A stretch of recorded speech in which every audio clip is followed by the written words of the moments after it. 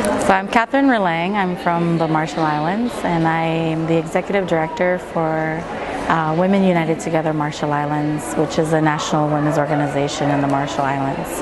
Executive Director. So why did you want to attend the PFF? I wanted to attend the PFF because I feel like it's a good space for me to kind of share what the work that we've been doing, my experiences, but mostly to learn about other women and other young women's experiences being feminists in the Pacific. And as we all know, the Pacific has a very strong cultures and very religious. And those are probably the two most biggest barriers for a lot of us. So I feel like this is a space where we can really talk about that, and also just to network with other women. So it's not just a space where we come together and then we leave and that's it. But I want to network with women, create relationships, friendship with other feminists, so I can, after the PFF, I can kind of engage with them throughout, the work that we do, and possibly be there to also support them. We talk a lot about being in solidarity with others, even if it's not an issue that you're particularly involved in, but to be there and to support them in that is what's really needed. So the PFF is like the first meeting from the women's rights movement across the Pacific, and it's a pretty big deal to be here. But can you just take us through some of the challenges that you experience, logistical challenges, more kind of deep-rooted existential challenges coming to the PFF for you? Coming to the PFF, well, I have a really good supportive system, both at work and among families and friends. So I didn't really feel like there was any kind of barriers in me coming to PFF, or even, stating that I was coming to PFF.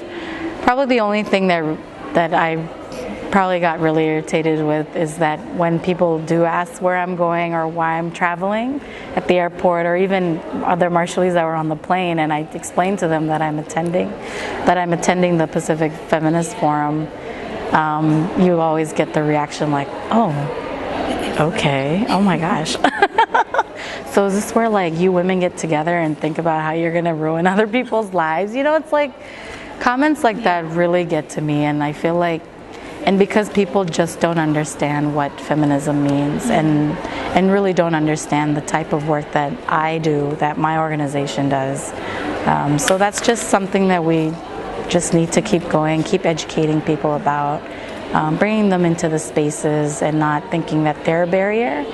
But we also need to think about how we can break those barriers down and do what we need to do, and not think about why people are doing that, but what are we doing that can make them understand and get them involved and get them to appreciate the work that we do as feminists. I know that in the session that we just had, Yoshiko, who's also from the Marshall Islands, was talking about the vibrancy of the CSO network here in Fiji, dealing with all of these different types of issues. Is that something that you would really like to kind of pick on when you're here at the PFF, and see how you could maybe support the development of the CSOs?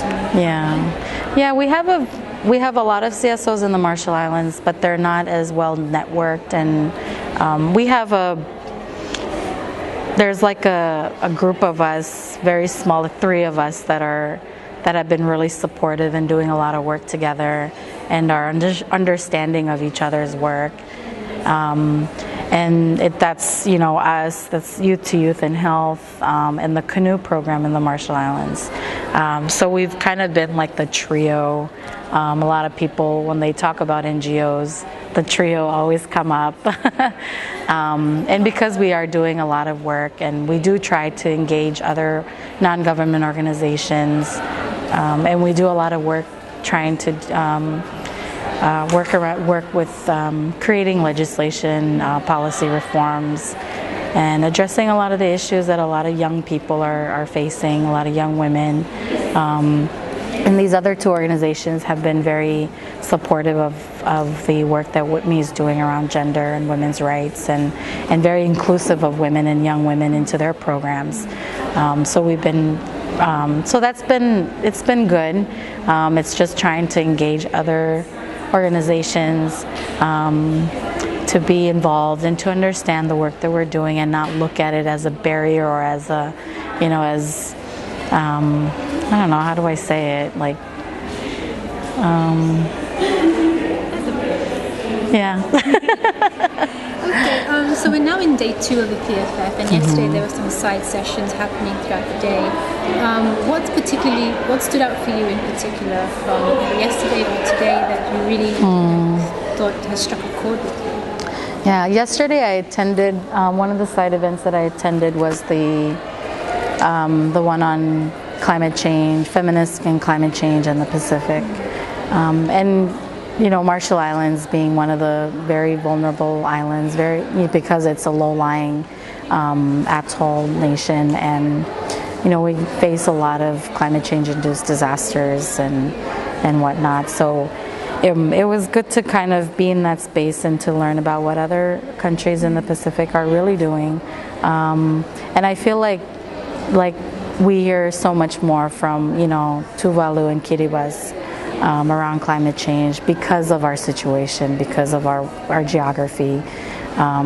So it's nice to hear about what other kinds of climate change issues the bigger countries in the Pacific are facing. And it's not just it's not just about inundation, but it's also what's happening that's contributing to climate change. And it's a downer hearing all the issues that are coming up as a result of climate change, especially of our ecosystem, and what's happening and how that really impacts human beings. It's not just, the animals, the ocean, the land, it's how that will really have an impact on us as humans in this world. So you talked about climate change and the impact on people and societies and the ecology, and also about getting young women and women to talk about the issues in a very productive kind of way. So do you see these kind of issues adequately portrayed in the public media back home, on the radio, the TV news? What's that like, and is it a fair kind of... We always talk about climate change has become a welcoming issue. Like people and everyone is willing and able to talk about it. There are a few that are they misunderstand what climate change is and what natural weather events are. So there's that the science of that kind of gets it all becomes a climate change issue when it's actually a natural weather event.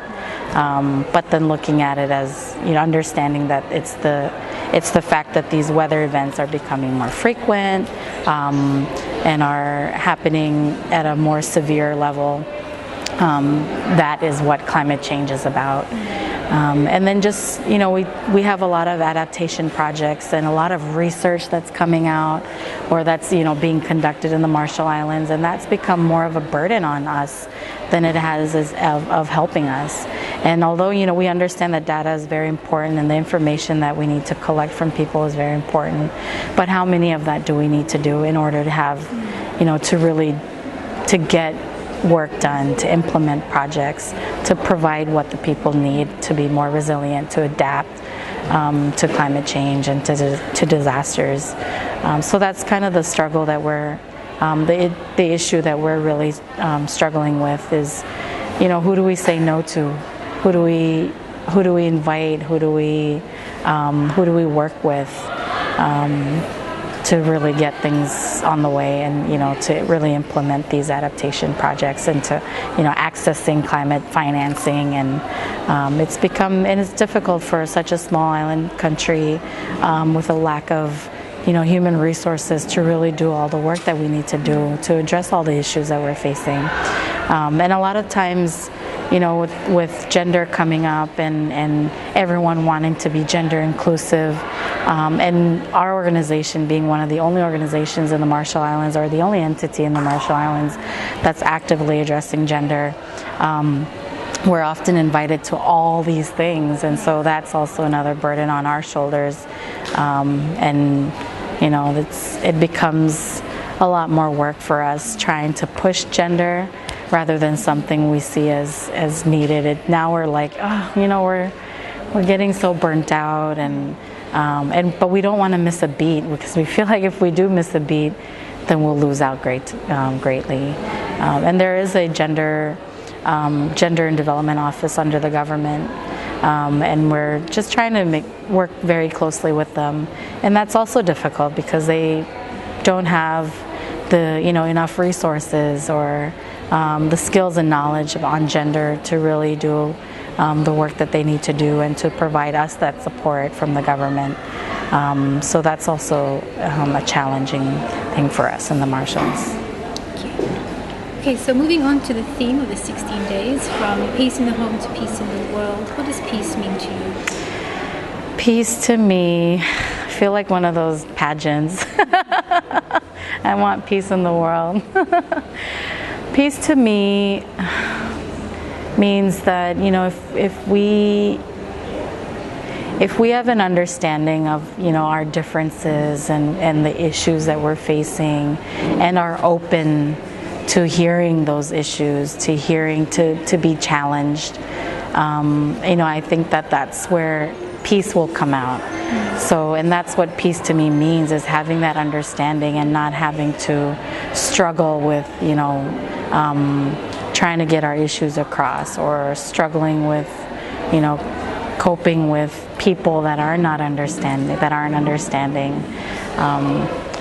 So I guess peace means understanding and working together and to address solutions together. Yeah. Okay, so you talked earlier about women and young women working together within the movement. When it comes back to the Republic of the Marshall Islands, how is it for young women to be included and to participate in their homes, in their countries, in whatever kind of space they find themselves? Is it easy for them, or are there still some barriers they experience? I think young women in the Marshall Islands, it varies. I mean, I see a lot of women that are very much involved. They've got very supportive families and friends, and their workplaces are very supportive of them as well, and what they're, standing up for. On the other side, you also see women that are struggling. Women that are young girls that are pregnant. Some schools kick them out because they're pregnant, or their families take them out of school. And then that kind of creates a lot of barriers for her. She's not able to go to school. She has to stay home and do, help out with the family, do chores around the home. But I think, there's some movement happening that are trying to encourage more young women to be involved. The organization I work for, I sit as the executive director because, the older generation are seeing the need for young women to start coming up and taking up that work. So there's a lot of us more of us young women in the organization, because the older ones saw the need for more young women to be part of that and to take up that work. And there's youth services that are trying to be more inclusive and more and doing a lot of work to include more with young women and young men as well, in addressing a lot of different issues: violence, substance abuse, teenage pregnancy, sexual reproductive health and rights, climate change. And there's also Youth to Youth in Health that do a lot of work with young people.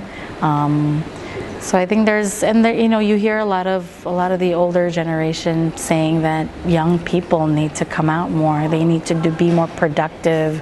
They need to get an education. They need to be healthy. And I think there's a lot of talk about that.